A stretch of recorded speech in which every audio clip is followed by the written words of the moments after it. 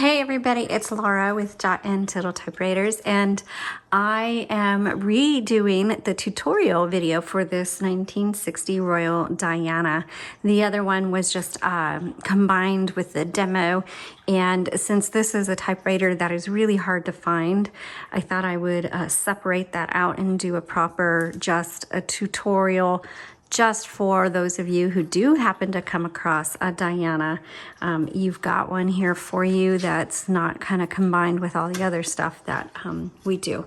So if you want to see how this types, then there is a link in the description below to the product listing, and within that you'll find information of where to find the typing demo video.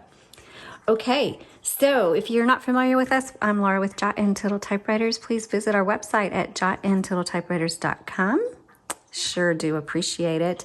And we have typewriter art. We've got pads, non-slip pads. We've got ribbons, vintage typewriters. We have covers. We even have puzzles. So any support that you can give us through our website is much appreciated. It helps me be able to stay home and do these videos for you guys. And if you don't want any of that, then you can certainly buy me a cupcake. Hey, okay, let's get back to the tutorial video. All right, so 1960, this is the first and only Diana that we have come across. Doesn't mean there's not more out there.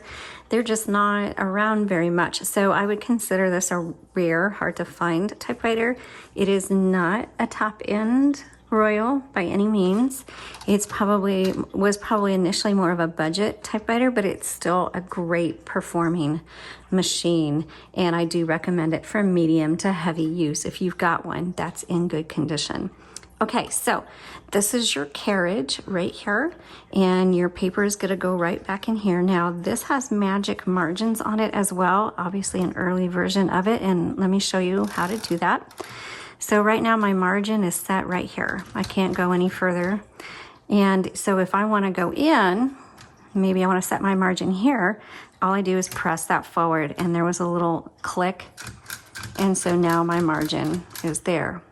If I want to go out that way, I have to hold this in while releasing the carriage and go all the way out and then release them together. Now my margin is out here. Now, how did I release the carriage? Well, there is a lever behind this roller handle, a silver one right here and right here. So, and it doesn't matter which side, either one or both at the same time, however you want to do that. The bell will tell you when you're at the end of the margin over here. So you can see I have the margin, right margin, way over here. I like narrow margins. So let's say I want to bring it out. Again, I hold that in, release the carriage, move it out, and release. So when you move your carriage, it's going to move as far. Sorry, it's really this one's really grindy today. It didn't do that to me earlier. So it goes from margin to margin, okay? And then if you want to bring it in, 10 is pretty standard, and let's do it right here. All right, so now they're a little bit narrower. Awesome. Okay, on the right side is your paper release. We'll show that here in a second. And then on the left side is your line selector. And so that's for when you hit the return handle, if it's going to advance 1 or 2 lines. All right, let's load a piece of paper and I'll show you what I mean. Actually, let's load one that has some typing on it because I want to show you something. So we're going to load that paper. You make sure it goes underneath this bar.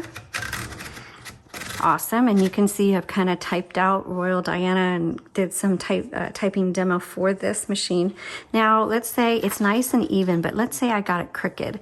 So you could pull this lever forward on the right. This is your paper release. You can move that paper around.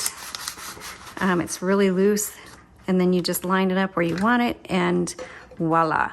Okay, so you can see that I loaded a paper that already had some typing on it, and when I turn the handle, it only clicks every half of a line, and it's not lining up perfectly. So no matter where I click, it's not going to line up just right. So to do that, there's a button on the left side. You just press that. Oh, it's not working. Well, you can probably release this, okay? If your button's not working, you can use, there's a top lever up here. What that does is it releases the platen, so if you want to remove it, but I can also use it to do what I'm doing, like line it up exactly where I want and then re-engage it, okay? But that's if your button doesn't work. Okay, I'm gonna move this to the left because I'm gonna take the top off and we're going to show you the inside. Now this pops off and you have to give it a pretty good yank. There you go. And this is your escapement area. Now this fits a universal 2-inch ribbon. So make sure, spool. 2-inch spool with a 1/2-inch ribbon. And so that's what your Royal Diana will use. And it's called a universal ribbon. When you just pop it out and pop it in. It's super easy. You just have to, the key is making sure it's threaded properly. So you have like a double barrel guide wire here, you've got your guide wires there, and then over the double barrel over there. I do have an up close photo of this. If you click the product listing link, it'll take you to the photos, and then you can save and bookmark that photo for your reference. Now, when you get to the end of the spool, it's not the end of the ink. There's a lot of ink, as you can tell, it's on my hands, on this ribbon. So when you get to the end of the spool, you have to reverse the direction of the ribbon. Now, some spools have a grommet, little round metal piece that catches this right here and will auto reverse it. Some of them don't, ours do not, and so you have to manually reverse, or the grommet may not work. If it doesn't work, you always need to know how to manually reverse your ribbons, and it's right here. Doesn't matter which side, you just press back and forth. And the way you know when it's time to reverse the ribbon is the font gets really light, it gets hard to type, or just stops typing altogether, and you start to panic and think, oh, there's something wrong with my typewriter. No. Just check, reverse the direction of your ribbon, and 9 times out of 10, that fixes it. Okay, these are your type bars. This area is your escapement, your spools, your ribbon, okay? Remember, black on top, red on bottom. And then you just pop that down, and you can see I've got ink on this, and oops, I am just making things worse. Luckily, this ink cleans off very easily. Just with a damp cloth will wipe that off. And I don't have one, but I do have some mineral spirits on a Q-tip. But I don't have a cloth to wipe my hands now. Oh, I'm just making that worse. Okay. Anyway, I'm just gonna go get a cloth. Okay, so you can use either a magic eraser or a damp cloth, and it wipes right off the ink. And then also to clean your typewriter, like I said, we use, often we use the magic erasers. Those are really good as well.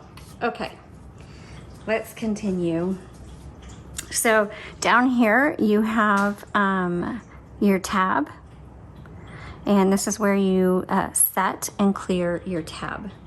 So let's go over here, and I'll hit the tab, and you can clear it. All right, so now, oh, there's another one. So let's just go through and clear these tabs.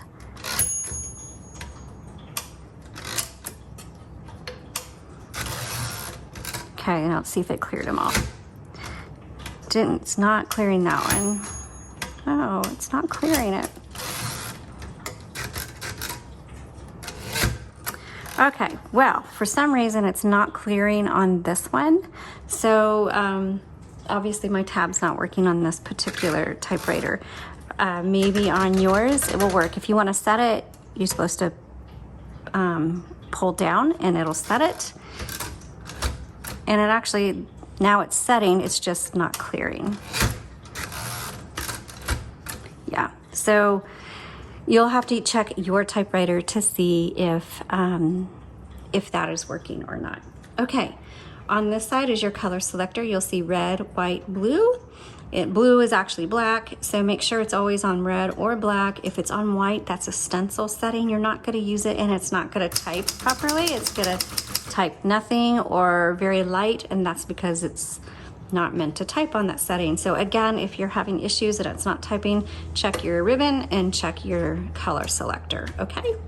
And then your tab button, your backspace button. Backspace does not erase, you just type over your mistake and keep going, or you can use eraser, or you can use whiteout, whatever you want to do. And that is, oh, and one more thing. I always forget the serial number. Your serial number on this typewriter is right here. Okay, there's a back metal plate underneath, and you're gonna find it right there on the very back plate. All right, so that is how you use a Royal Diana. If you find one, yay! Keep a hold of it because there are not too many around, and I hope this was helpful for you. Thanks again for watching. Have a good day.